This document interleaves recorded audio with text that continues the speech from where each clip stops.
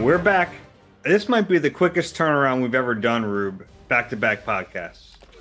Yeah, I think we I'm trying to think. I think you're right. I feel like we just did this. This is Eagle Eye presented by Nissan with Reuben Frank. I'm Dave Zangaro. The Eagles are in the playoffs, so this is a very special edition. We had to watch the 4 o'clock games and then Sunday Night Football. The Eagles needed some things to go their way, and they did. Yeah, it's weird watching other games in the context of how they affect the Eagles. You know, it's an unusual kind of context to watch those games. Aaron Rodgers isn't out there thinking, I'm going to get the Eagles into the playoffs, but in Philadelphia, that's how everyone's watching it. So it's an interesting little unusual deal. Yeah, so the 4 o'clock, obviously the Eagles take care of business at 1 o'clock. They beat Washington, and then they're driving back north on 95, and they're on the team buses, and they're probably all kind of huddled around TVs watching the 4 o'clock games. One of two things needed to happen. They needed the Saints to lose to Carolina. That didn't happen, but the 49ers, they beat Houston. That was one thing, and then Sunday Night Football, I mean, that was pretty easy. That was the easiest of all three scenarios. Aaron Rodgers just takes down a Vikings team without their quarterback pretty easily. And all of a sudden, here the Eagles are in the playoffs at 9-7. Yeah, I mean, it wasn't quite 2008, when all those things had to happen. And that was the last day of the season.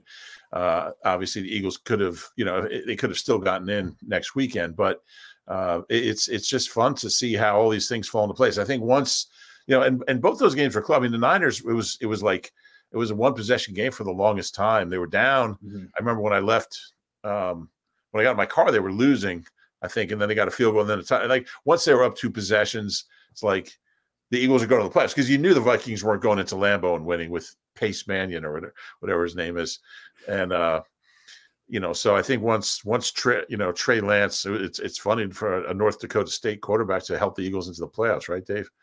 Once the 49ers separated, you're like, this is really going to happen.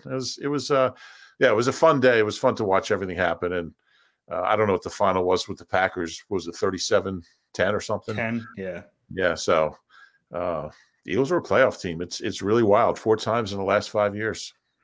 Yeah, and we'll see what this means for Week 18. I mean, my initial guess is that they're probably going to sit quite a few players, especially I would sit Jalen Hurts first off, kind of with that ankle injury. But we'll get to that stuff later in the week and kind of figure out the different scenarios. It looks like Tampa Bay, the Rams, Tampa Bay is probably the most likely team they'll face, but there's some other options. The Rams, there's a few different ways that things can play out. But either way, I mean, Eagles are going to have a chance at this, and you give them a ton of credit.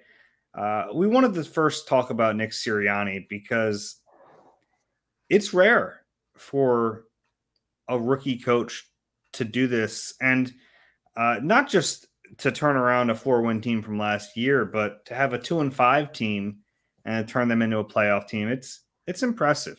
I mean, and we've talked about him in the scope of potentially being a coach of the year, and I don't think he'll win the award, but he deserves votes, and he deserves to be in that conversation. Yeah, I think the third coach in Eagles history, I believe, to go to the playoffs in his first year. Ray Rhodes did it in 95. Mm-hmm. Did an incredible job. He was actually coach of the year that year.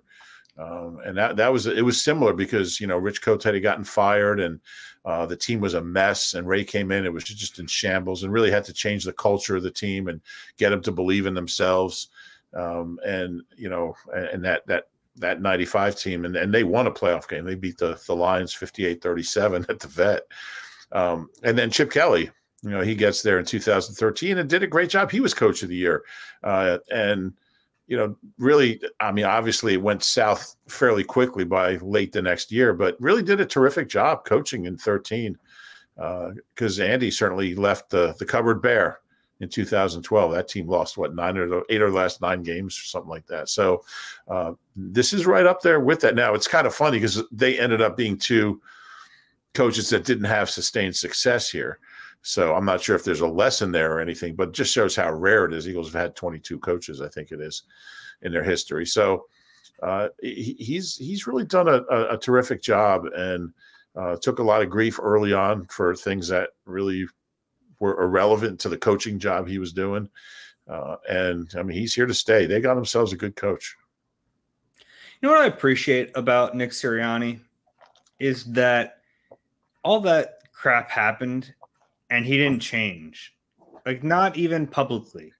He was really unapologetic about everything he said, everything he did. And looking back, I really appreciate that, because he could have at least publicly kind of gone into a shell and said, you know what, I'm not gonna be myself anymore, at least in the public, and kind of shut down. And he didn't do that, and I give him credit for that, because it's really given us an insight to watch how he works and see really the same guy the team sees.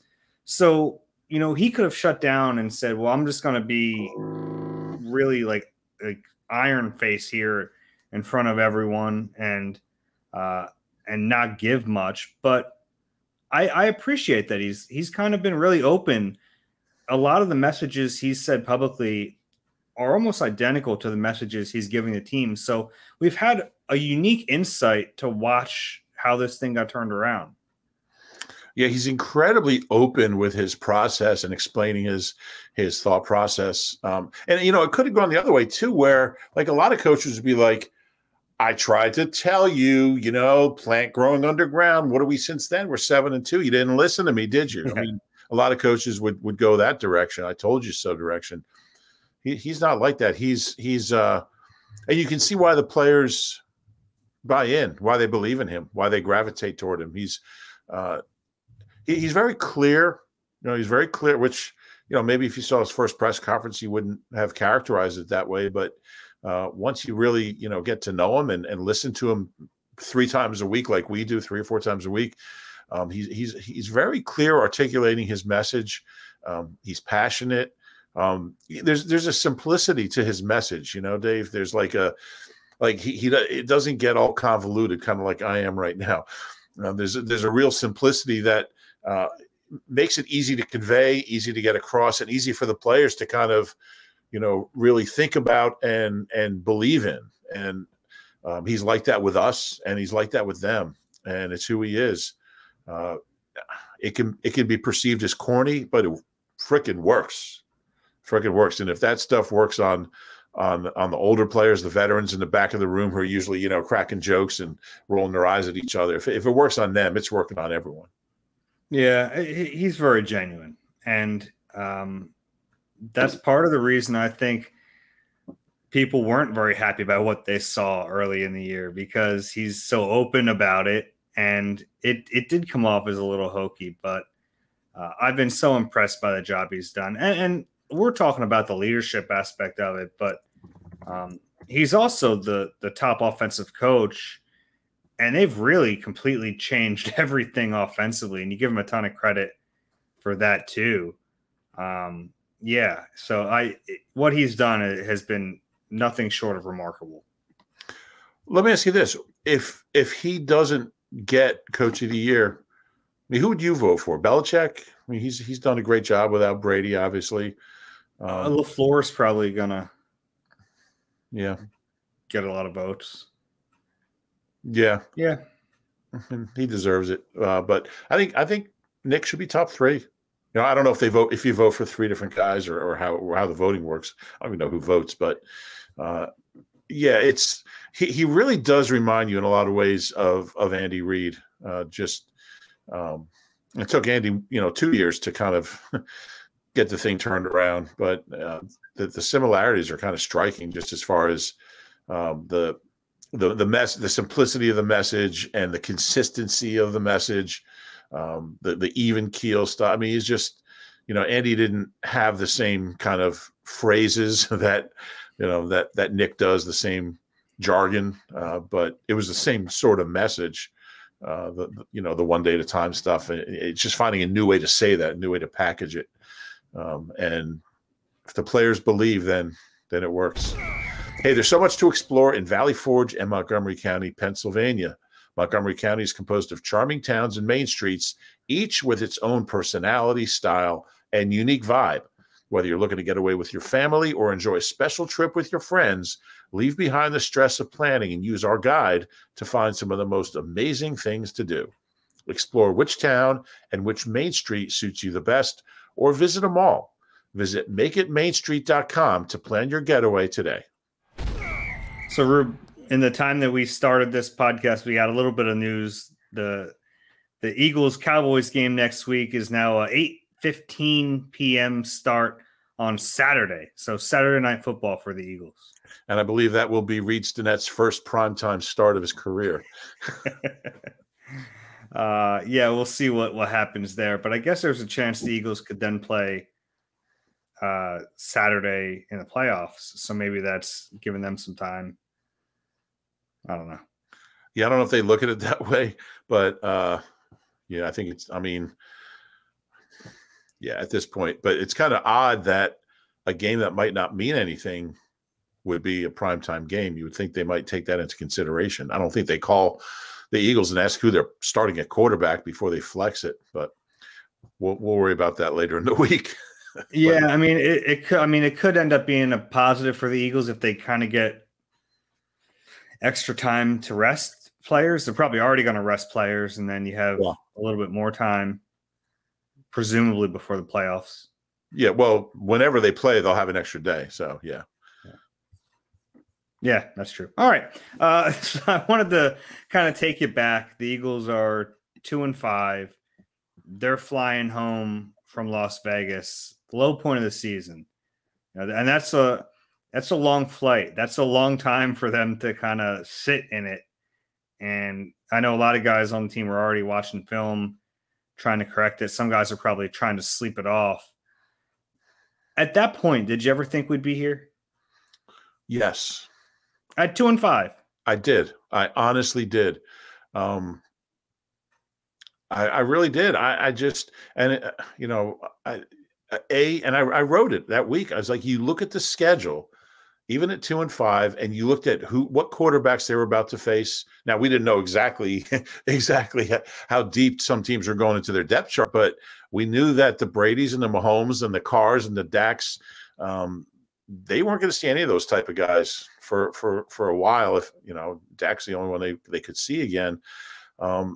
And I just thought that they were losing games, but they were playing hard, and you didn't see anybody. You know what really made me believe, and this is kind of, the day after Nick's presser, when he told us the metaphor of the flower, the plant, and everyone was mocking him and laughing at him. I asked, I think, 3 or 4 players about the speech, and they were so passionate in their answers about how much it resonated with them, and they were so optimistic, and they were so upbeat. And I think I talked to Avante, Jack Stahl. I mean, I just talked to whoever we don't pick who we talk to. They bring us guys. I talked to the 3 or 4 guys who were in the mix zone that day, and TJ Edwards was one of them. Avante was one of them, and Jack Stahl. There might have been one more. And they were just beaming about this message to them about how, even though nobody else could see it, that they were getting better and the improvement was there, and they were trusting the process. And when you take that belief and put it together with what their schedule looked like, and I thought, they're going to win some games here. And I mean, that's why I picked them 2-5 to start and 9-8 to finish back in September, because of that schedule. I mean, it was really, really top heavy. And did I think they were going to be a playoff team sitting there at 2-5? Probably not, but I really did believe they were going to turn things around and have a good second half, which they have. Yeah, I thought they'd play better. I didn't think they'd clinch with a week left. I mean, that to me seemed, if you would have told me at 2-5, we'd be doing a podcast at 11:45 on Sunday, January 2nd. And we'd be talking about them clinching a playoff spot. I mean, probably not, but you're right. And it is something to watch when a team's losing in the fashion the Eagles were losing. You look a little deeper into those games, and you really watch body language. You watch the leaders on the team. and you watch the effort. If you watch those things, you'll kind of get a sense of whether or not a team at least has what it takes to pull themselves out. It doesn't even mean they'll pull themselves out, but if you don't have those things working in your favor, you have no shot. If you have guys slumping their shoulders on the sidelines, if you have the leaders, if your quarterback tanks it, or if your version of Jason Kelsey or Fletcher Cox or whoever it is doesn't buy in, it's not going to work. And let me bring up another guy. I just mentioned Fletcher Cox. When we looked at him early in the year, and he came out very publicly with his frustration about Jonathan Gannon, that really could have gone one of two ways. I think back to that, and it didn't look good then. It looked like this could get ugly. I mean, you have one of your all-time great players publicly voicing his frustration with the new defensive coordinator who's already coming under fire. I give both sides credit. I give Fletcher credit for dealing with it in a professional manner, and I give Gannon credit for working it out and figuring out a way to make things better. And that doesn't mean that Fletcher has played at a Pro Bowl level, but that a lesser franchise, lesser men in that situation could have let that get really bad. Yeah, totally agree. I thought that was maybe the first real test. I mean, there was a bunch of them along the way, some of those really bad losses, but that was a real test for Nick and for Jonathan. And yeah, they, and for me, I thought the whole OTA compromise was really the first sign that Nick really had his finger on the pulse of the team. And, that goes back to the spring when, the players weren't going to do any spring workouts, and the NFLPA was encouraging teams to boycott and not show up and not do these sessions. And Nick called the leaders and said, "Look, let's do something. What can we do that'll help us prepare for the season? But we won't do full OTAs." And they didn't even know this guy. These guys. I mean, he had just gotten hired a couple months earlier, and they agreed to it. And they came in and they got some good work done, but it wasn't full OTAs. They had some, they ran around on the field and had some sessions, and that was the first real indication to me that he had their ear. That really was. I thought that really was a pivotal moment for Nick and for this team in their growth. Whatever he said. That was the first sign that he was getting through to them. And I think they've just kind of continued to build on that. Yeah, that's a good one. And even, his understanding that guys need rest. This is a long season. This is a season where they had a week 14 bye. You have 13 straight games to start a season.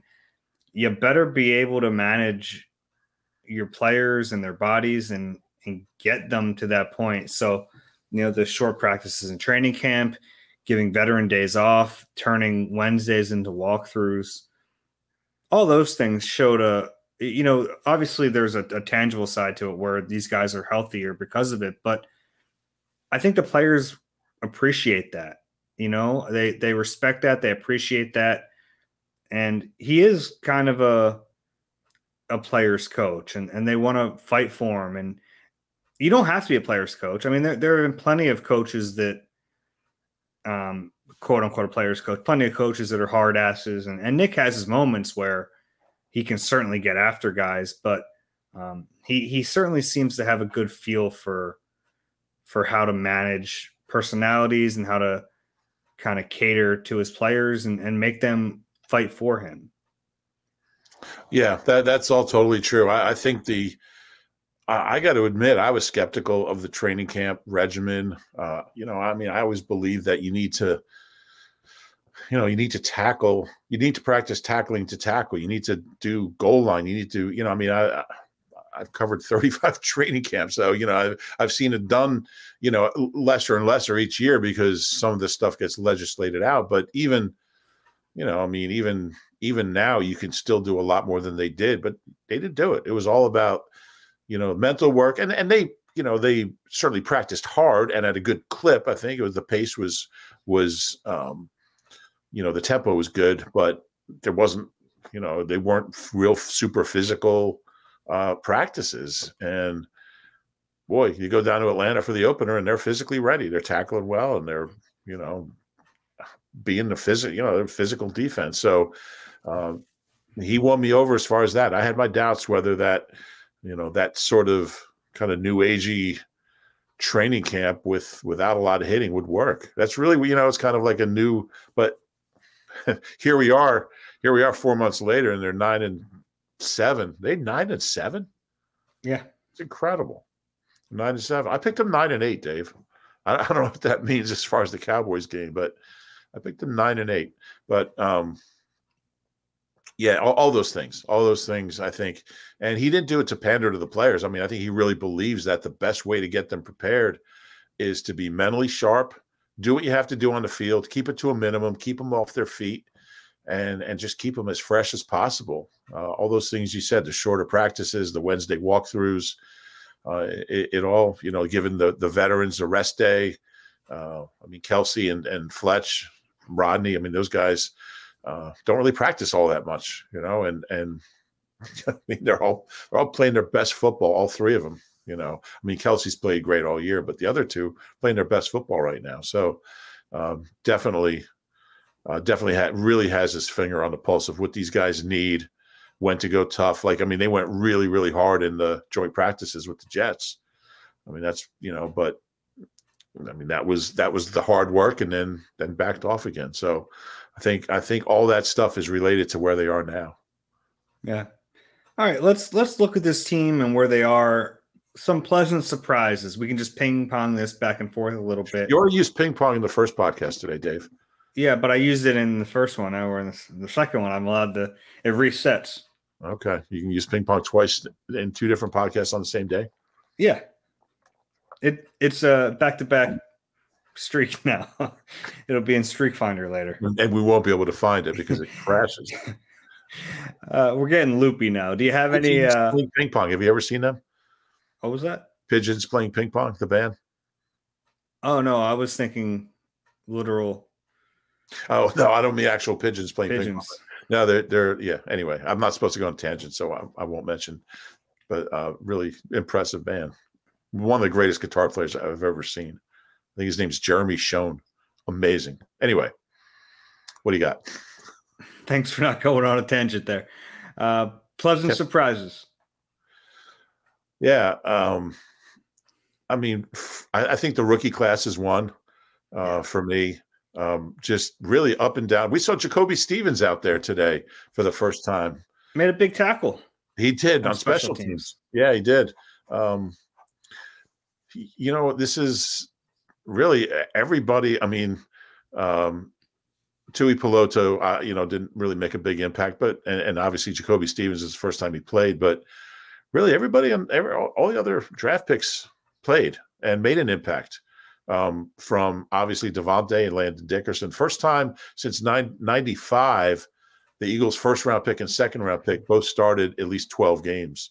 And both really good and getting better. Look at Devontae and Dickerson, and Milton Williams. You go right down the list. I'm not going to name them all, but they got really, really. And this is a team that hasn't done that. This is a team that hasn't gotten production from their draft, and when they do, it's maybe a couple years later. But I thought that really helped. I mean, all those guys. I think Dickerson probably has a shot at making the all-rookie team, and Devontae as well. I think he's third among rookies, but I think that was a big surprise to me, just how much production they got from the Teron Jacksons and some of the later picks and Milton Williams and those guys. That was big. Yeah, that's a good one. Gainwell, McPherson played a lot, and he was a little up and down, a rookie quarterback, but all those guys, yeah, that was impressive. I mean, well, McPherson's one of their top gunners. So, yeah. I mean, and he's made quite a few plays on special teams. So, yeah, I mean, and Jack Stoll's a rookie. He's an undrafted rookie. Mm-hmm. He's not part of the draft class, but I mean, he's played 30, 35 snaps a game, and big deal in the run game. For me, and you just mentioned the run game, I to me that's one of the biggest stories of this year is that they didn't run the football at all, Rube, and then they became the best running team we've ever seen here. I know. It's crazy, isn't it? It's I think, I think back to in Doug's second year when you remember, I'll never forget it. We're at We won a NovaCare. Super Bowl that year, but yeah. Well, before that, yeah. Okay. Well before I that. do remember that. We were at the NovaCare complex, and I remember a car drove by, and loud as could be, someone just yelled out, "Run the ball!" And the next game, he ran the ball, and they won. And it showed it.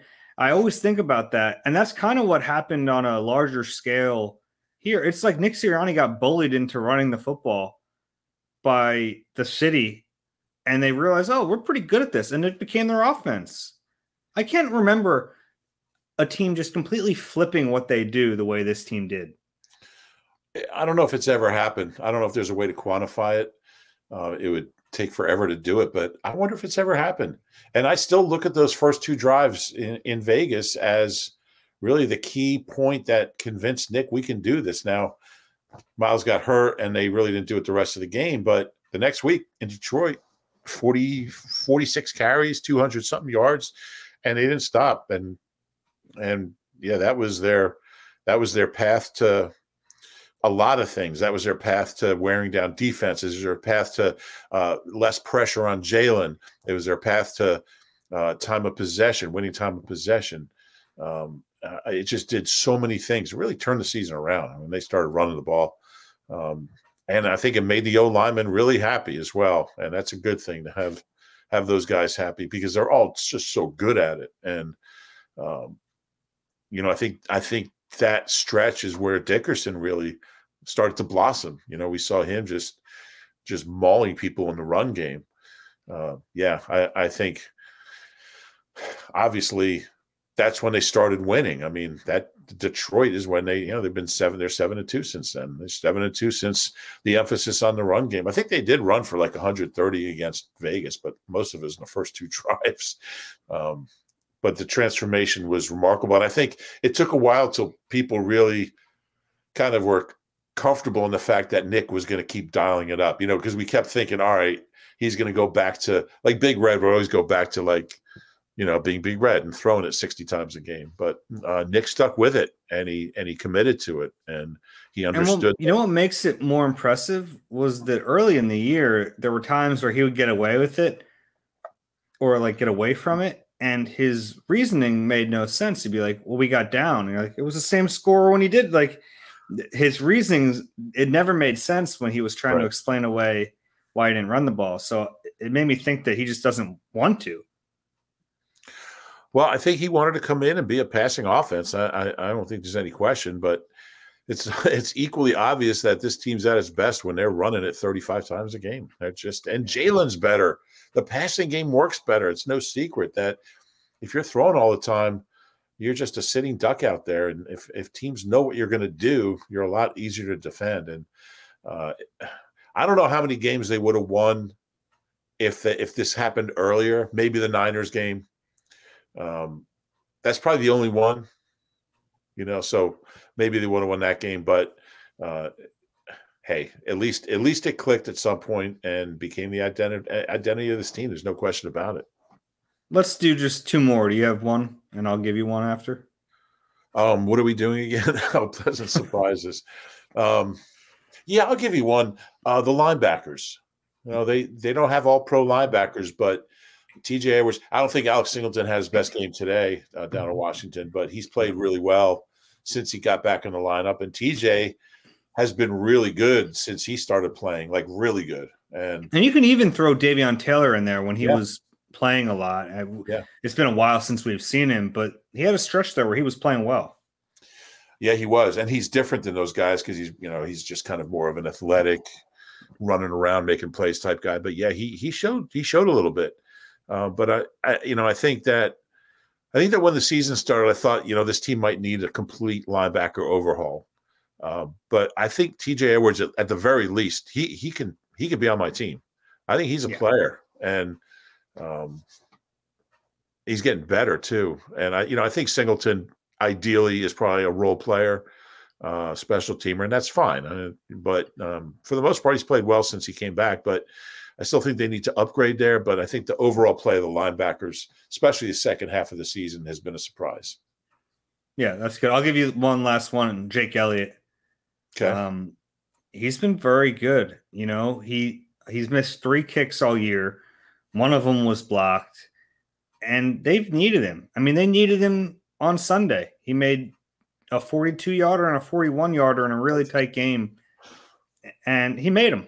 Yeah. And if this is a playoff team now, and if you're in a tight game in the playoffs, I think you feel pretty good with Jake Elliott out there.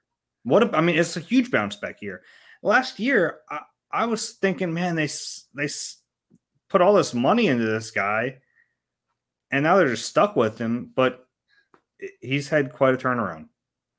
Yeah, he really has. And, now you're surprised when he misses one. And I think last year you're surprised when he hit him. So, yeah, he was bad. I mean, he was bad last year. And, with that contract, they couldn't cut him.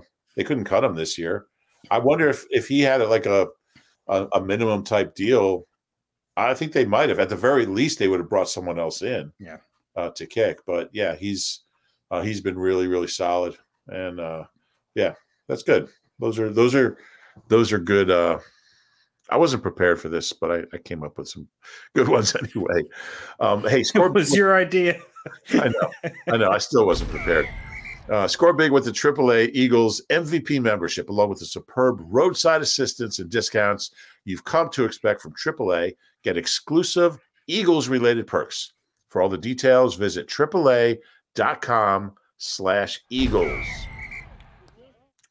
Hey, Nissan just made your choice for a new car an easier one than ever. With their most exciting and fuel-efficient lineup, the choice is yours. Now get great offers across Nissan's full line. Shop your local Nissan store today and NissanUSA.com.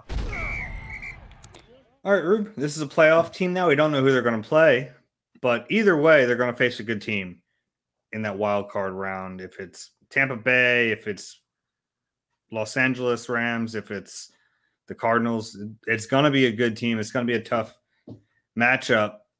So as you look at the Eagles and what they are right now, what are the early keys without knowing an opponent? What do they need to just do better if they have any chance to win a playoff game? I think the biggest thing is get off to a better start, because this is 5 weeks in a row now that they've been really bad early. And for the most part, other than the one Giants game, they've been able to bounce back and have a pretty good second half, second quarter. And but against a good team, I mean, you're not going to get away with that. You'll be down 20-0. It'll be over because you can't make up ground on those types of teams that you just mentioned. Against Washington and the Giants and the Jets, you can. So to me, that's the biggest thing. It's kind of an unusual thing because early in the year they're getting off to really good starts. So it's been surprising to see, and disappointing. And they've given up the last 5 games almost as many points in the first quarter as the second through fourth combined, 35-39. So that's one thing that has to, if you want to even be in the game, you got to get off to a better start. Yeah, and what really kind of ties into that is we were just talking about, how running the football has really become their identity offensively. If you get off to a bad start against a better team, they're going to put up points on you, and then you can't run the ball. So it just takes you out of what you do best. So it's the same thing, but it's another layer to that. Is you want to run the ball, you have to run the ball effectively, but if you don't get off to a good start, then you have to abandon that, and things can get out of hand real quick against a high-powered offense. So that's another extension of that, but they have to run the ball effectively, and getting Miles Sanders back would help. I don't know if that's going to happen, but it seems like it's a possibility. And they could use him. I mean, as good as Boston Scott played on Sunday, a healthy Jordan Howard is still a good player, but Miles is their best runner, and it would help an awful lot to have him in the first round. Yeah, I mean, I don't think they're going to have a huge chance to beat anybody in that round, but without Miles, I don't know if they have any chance. Another one I'll give you is getting turnovers, because this team has not been good at takeaways this year. When they've gotten them, they've generally won. They just haven't gotten enough, and that's really been the case for a few years now. They just don't. It's just for whatever reason. I don't know if it's personnel, coaching, a little bit of both, but I think it's probably more personnel than anything. Slay had 3 picks this year. Who was second on the team? Did Epps have a couple? Epps might have had 2. Rodney's got 2. Rodney has 2. He has 2 in the last 8 days. But they don't get a lot of them. But when they do, they win. So I would say to be in the game, you're going to have to protect the ball and get at least 2 takeaways. You have to be at least +2. I mean, they're just not talented enough to win a game against a good team if there's 0 or -1 or -2. It's just not going to happen. So they need an edge there to be in the game. And I'll give you one more, then we can call it quits here. They're going to face a good quarterback, no matter which team. And Jonathan Gannon has to have a better plan. It can't be what we saw during that stretch. Now, I realize they're limited personnel-wise, but you just can't allow a great quarterback to pick you apart like that. And it's one of those things. Goes hand in hand with that. Sure, absolutely. And the D-line has to get home. They have to be better. Josh Sweat had a great game on Sunday. He has to do that again. Fletcher Cox has to be the player we've seen recently and not the guy we saw early in the year. But I think a lot of it is game plan too. And I understand what they were thinking when they faced those quarterbacks, but it didn't work. And I think it would be foolish to think all of a sudden it's going to work. Now they are playing better, so maybe that naturally helps your chances. But I just think if you allow a good quarterback to pick you apart, he's going to pick you apart. So, and it was funny. I thought maybe we'd never get to see them against a good quarterback again this year. Right. But now we will. And I think right there is value of the postseason, of being in the postseason. Not only let's see Jalen Hurts in a playoff game, but let's see this pass defense and this pass rush, this defense against, we haven't faced a good quarterback in quite a while, probably since Derek Carr, like a really above average quarterback. Daniel Jones looked like one, but and just real quick, one other one that's an obvious one is penalties. I mean, penalties have killed this team this year, especially the first half. Today wasn't a good day either, and last week wasn't either. So another thing that you just can't get away with, those kind of mistakes, jumping off sides, DPIs, those kind of things, holding, offensive hold. I mean, you just can't make those kind of mistakes in a playoff game. You're not going to win. Yeah, the margin of error is going to be pretty slim because, let's face it, they're going to be facing a more talented team. But I got one more thing. I think this is pretty amazing. Since 1988, the Eagles have been in the playoffs all but like 13 seasons. 91, they didn't go. They were 10-6. 93, 94, they didn't go. Then 97 through 99, they didn't go. But then just 2005, 2007, 11 and 12. Then they had the 3 straight years. Chip's last 2 years and Doug's first year, they didn't go. 14, 15, and 16. Then they go 17, 18, 19, and 21. I mean, they haven't gone more than 3 years since the mid-'80s. And there's only been twice that they've gone 3 years since the mid-'80s. So the franchise over the last 34 years, and I'm sure there's a few teams that have been to the postseason more. The Steelers, probably obviously the Patriots. There's a few of them, but there's not many. And really, it's people talk about how Buddy Ronnie put the Eagles back on the map as far as, like the Phillies were bigger than the Eagles back in the mid-'80s just because the Eagles were irrelevant. Since then, they've been a playoff team like twice as much as they haven't, and more than most teams. It's a pretty good run over 3.5 decades. Yep. You got anything else? Nope. All right. If you enjoy the Eagle Eye podcast, please do us a favor, rate and subscribe. Well, it's good information. You're not getting that information anywhere else, Dave. wherever you get your pods. And if you're watching on YouTube, please click the like button and subscribe there as well. I did want to mention real quickly, I am off the COVID list. I had a lot of people send their well wishes. I appreciate that. Feeling great. Happy to be back. That's it. We'll talk to you guys during the week. This has been Eagle Eye presented by Nissan. For Reuben, I'm Dave. We'll talk.